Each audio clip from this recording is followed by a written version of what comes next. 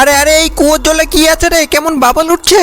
আরে হাতে তো কিছুই লাগছে না, বাড়ি গিয়ে একটা জাল নিয়ে আসতে হবে। অনেক খুঁজে খুঁজে জালটা নিয়ে এসেছি কি আছে তা দেখার জন্য।